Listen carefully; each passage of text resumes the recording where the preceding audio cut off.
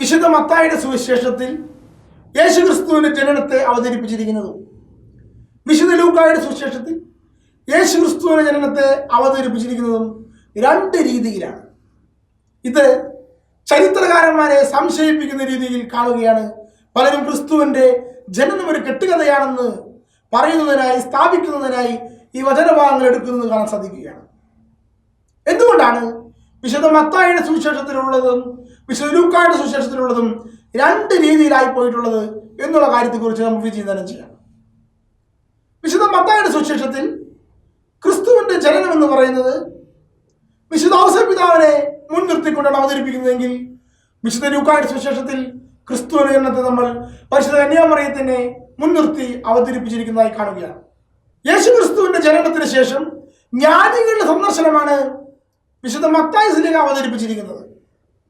തുടർന്ന് ഈജിപ്തിലേക്ക് പലായനം ചെയ്യുന്ന യേശു ക്രിസ്തുവിനെയാണ് വിശുദ്ധ മത്തായി ശ്ലീഹ അവതരിപ്പിച്ചിരിക്കുന്നത്. എന്നാൽ ലൂക്കായുടെ സുവിശേഷത്തിൽ ഇപ്രകാരം ഒരു സംഭവമേ ഇല്ല. ബത്ലഹേമിൽ പോയി പ്രസവിക്കുന്നു, ആട്ടിടയന്മാർ ഈശോയെ സന്ദർശിക്കുന്നു, തുടർന്ന് 40 ദിവസം ജെറുസലേം ദേവാലയത്തിൽ പ്രവേശിച്ച് പരിച്ഛേദനം ചെയ്യപ്പെടുന്നു, തുടർന്നുള്ള വസ്തുതകളെ കാണുകയാണ്. അപ്പോൾ അഗസ്റ്റസ് സീസറിന്റെ കാലഘട്ടത്തിൽ നിന്ന് ചരിത്ര വസ്തുത ലൂക്കായുടെ സുവിശേഷത്തിൽ കാണുന്നു, എന്നാൽ മത്തായിയുടെ സുവിശേഷത്തിൽ അപ്രകാരം കാണുന്നില്ല. പേരെഴുതിക്കാനായി ബത്ലഹേമിലേക്ക് പോകുന്ന യേശു ക്രിസ്തുവിനെ ലൂക്കാ സുവിശേഷം അവതരിപ്പിക്കുന്നു, എന്നാൽ മത്തായിയുടെ സുവിശേഷത്തിൽ അപ്രകാരം കാണുന്നില്ല. മാത്രമല്ല, ഈജിപ്തിലേക്കുള്ള പലായനമോ ജ്ഞാനികളുടെ സന്ദർശനമോ ലൂക്കാ സുവിശേഷം അവതരിപ്പിച്ചിട്ടുമില്ല. 2 വയസ്സിന് താഴെയുള്ള കുഞ്ഞുങ്ങളെ കൊല്ലണമെന്ന് പറയുന്നുകൊണ്ട് യേശുവിന്റെ ജനനത്തിന് ശേഷം ഹേറോദോസ് വിപ്ലവം സംഘടിപ്പിക്കുന്നതായി മത്തായി സുവിശേഷൻ അവതരിപ്പിക്കുമ്പോൾ ലൂക്കാ സുവിശേഷകൻ ഈ ഒരു വസ്തുതയെ പറ്റി മിണ്ടുന്നേയില്ല. എന്തുകൊണ്ടാണ് ഇപ്രകാരം 2 തരത്തിലായിട്ടുള്ളത്? ഇതാണ് വളരെ സംശയിപ്പിക്കുന്ന വസ്തുത.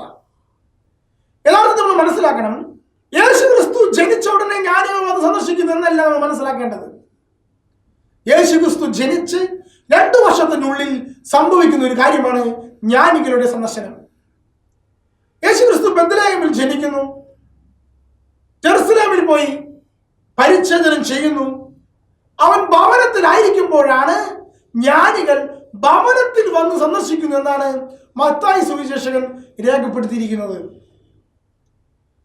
ഹേറോദോസ് രാജാവ് ജനിച്ചു വീണ കുഞ്ഞുങ്ങളെ കൊല്ലണമെന്നല്ല പറയുന്നത്, മറിച്ച് 2 വയസ്സിൽ താഴെയുള്ള കുഞ്ഞുങ്ങളെ കൊല്ലണമെന്നാണ് ഹേറോദോസ് രാജാവ് കൽപ്പന പുറപ്പെടുവിക്കുന്നത്. കാരണം യേശു ക്രിസ്തുവിന്റെ ജനനത്തിനും 2 വർഷത്തിനും ഇടയിൽ സംഭവിക്കുന്ന ഒരു വസ്തുതയാണ് ഈജിപ്തിലേക്കുള്ള യേശു ക്രിസ്തുവിന്റെ പലായനം എന്ന് പറയുന്നത്. ലൂക്കാ സുവിശേഷകൻ ചരിത്രകാരനും ഒരു വൈദ്യനുമാണ്. ലൂക്കാ സുവിശേഷകന്റെ രചനാ രീതി എന്ന് പറയുന്നത് ചരിത്ര വസ്തുതകളെ രേഖപ്പെടുത്തുന്ന രീതിയിലാണ്. അതുകൊണ്ടാണ് ഒരു ചരിത്ര സംഭവത്തെ മുൻനിർത്തിക്കൊണ്ട് അഗസ്റ്റസ് സീസറിന്റെ കാലഘട്ടത്തിൽ പേരെഴുതിക്കാനായി കാര്യക്ഷകുമാരി കണക്കെടുപ്പിനെ പറ്റി അവതരിപ്പിച്ചുകൊണ്ട് വിശുദ്ധ ലൂക്കാ സുവിശേഷകൻ രേഖപ്പെടുത്തി വെച്ചിരിക്കുന്നത്. എന്നാൽ മത്തായി ശ്ലീഹ സുവിശേഷം എഴുതിയപ്പോൾ അത് യഹൂദ ക്രിസ്ത്യാനികൾക്ക് വേണ്ടി എഴുതി എന്നുള്ളത് കൊണ്ട് യഹൂദ ക്രിസ്ത്യാനികളെ വിലയിരുത്തിക്കൊണ്ട് യഹൂദർക്ക് മനസ്സിലാകുന്ന രീതിയിൽ ഒരു രചനയാണ് മത്തായി ശ്ലീഹ നടത്തിയിരിക്കുന്നത്.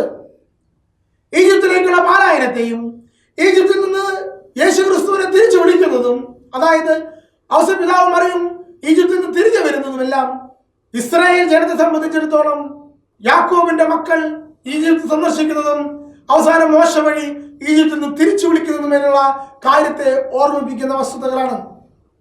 എന്നാൽ ലൂക്കാ സുവിശേഷകൻ വിജാതിയർക്ക് എഴുതിയ സുവിശേഷമായതുകൊണ്ട് ഇപ്രകാരമുള്ള വസ്തുതകളെയൊന്നും യാതൊരുവിധ വിലയ്ക്കും എടുക്കാതെ ആ കാലഘട്ടത്തിലെ ചരിത്രത്തെ സംബന്ധിച്ചാണ് എഴുതിയിരിക്കുന്നത്. അതുപോലെ തന്നെ ആട്ടിടയന്മാർ യേശു ക്രിസ്തുവിനെ സന്ദർശിക്കുമ്പോൾ അതിനു മുന്നായി ദൈവദൂതന്മാർ ആട്ടിടയന്മാർക്ക് കൊടുക്കുന്ന സന്ദേശം, ഇതാ സകല ജനത്തിനു വേണ്ടിയുള്ള സദ്വാർത്തം നിങ്ങളെ അറിയിക്കുന്നു പറഞ്ഞുകൊണ്ട് യേശു ക്രിസ്തുവിന്റെ ജനനം ഇസ്രായേൽക്കാർക്ക് വേണ്ടി മാത്രമുള്ളതല്ല, സകല മനുഷ്യർക്ക് വേണ്ടിയുള്ളതാണെന്ന് ലൂക്കാ സുവിശേഷകൻ അടിവരയിടുകയാണ്. വിജാതീയനായ ലൂക്കാ സുവിശേഷകൻ ശിമയോന്റെ കരങ്ങളിൽ ജെറുസലേം ദേവാലയത്തിൽ യേശു ക്രിസ്തുവിനെ സമർപ്പിക്കുമ്പോൾ ഇതാ സകല ജനത്തിനു വേണ്ടിയുള്ള രക്ഷ എന്റെ കണ്ണുകൾ കണ്ടു കഴിഞ്ഞു എന്നുള്ള ശിമയോന്റെ ആത്മാവിൽ പ്രേരിതമായ ആ വചനത്തെ അവിടെ കുറിച്ചു വയ്ക്കുകയാണ്. എന്നാൽ മത്തായി സുവിശേഷകൻ യഹൂദരെ മുൻനിർത്തിക്കൊണ്ട് യഹൂദ പ്രവചനങ്ങളുടെ പൂർത്തീകരണമായിക്കൊണ്ട് യേശു ക്രിസ്തുവിന്റെ ജനനത്തെ അവതരിപ്പിക്കുകയാണ്. അതുകൊണ്ട് തന്നെ വിശുദ്ധ മത്തായി ശ്ലീഹായുടെ സുവിശേഷത്തിലെ വംശാവലിയും ലൂക്കാസ് ശ്ലീഹായുടെ സുവിശേഷത്തിലെ വംശാവലിയും രണ്ട് തരത്തിലായി നമുക്ക് കാണാൻ സാധിക്കും.